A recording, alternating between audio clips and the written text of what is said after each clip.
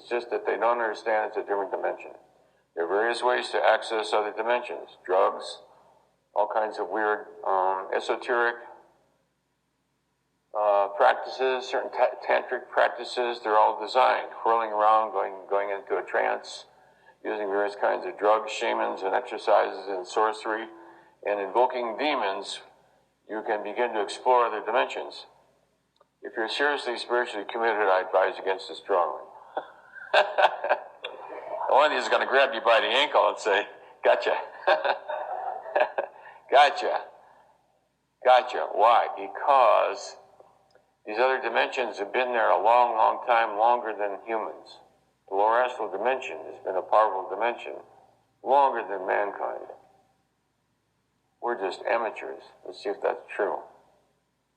The lower astral preceded mankind, and has been there for millennia, long before mankind arose.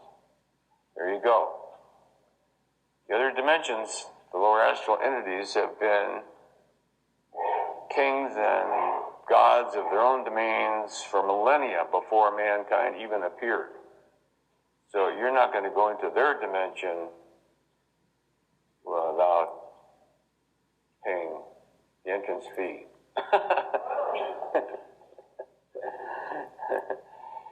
That's why I advise people to avoid channeling, because you don't know where it's coming from.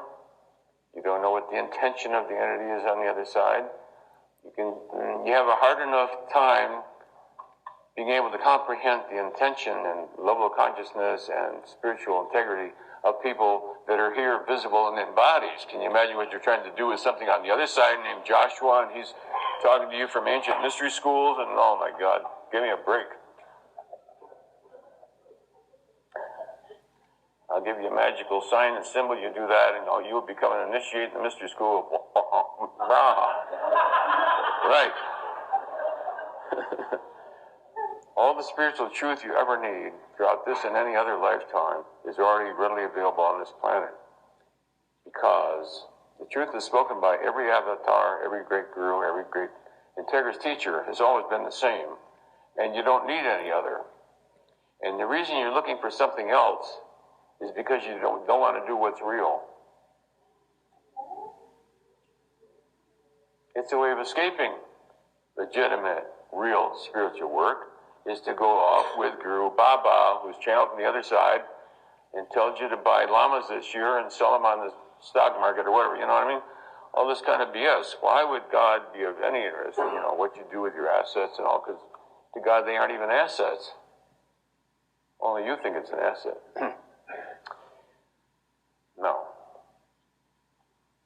All the truth that's been necessary to know to reach every enlightened state all the way to sainthood and all the way to enlightenment has already been spoken, is already available, and anything else is just an avoidance.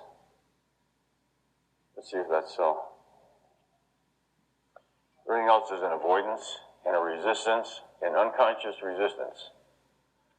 Okay, so seeking out that which is not the truth is an unconscious resistance to the truth. Because to reach the truth, you've got to surrender certain illusions about yourself, and you would rather believe in the mystification from some enchanting Baba on the other side, rather than surrender the fact that you're getting a lot of juice out of being mad at people. You know what I'm saying? Legitimate spiritual work may seem boring and mundane and prosaic compared to the excitement of mystical chants and mystical symbols and mystical inside information, and ascending in the hierarchy, which usually costs you a few thousand each one. You get to go from junior to senior to master to super master. This is $5,000, this is $10,000, this is $20,000, this is $25,000. So there seems to be some other motivation.